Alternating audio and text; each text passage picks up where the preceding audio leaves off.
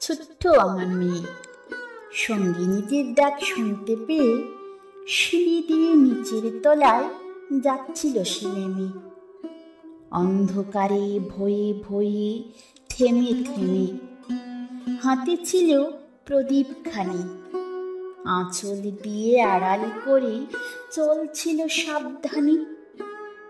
আমি ছিলাম ছাতে, তারায় ভরা চৈত্র মাসের রাতে। হঠাৎ মেয়ের কান্না শুনে উঠে দেখতে গেলাম ছুটে। সিঁড়ির মধ্যে যেতে যেতে প্রদীপটা তার নিভে গেছে বাতাসেতে। শুধাই তারে, কি হয়েছে বামি?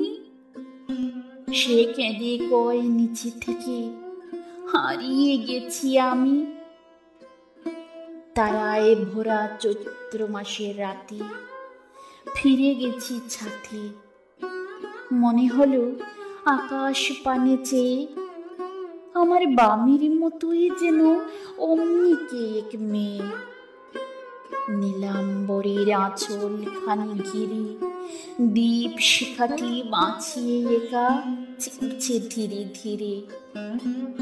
নিত্য যদি আলো যদি হঠাৎ যেত থামি, আকাশ ভরে উঠত কেঁদে, হারিয়ে গেছি আমি।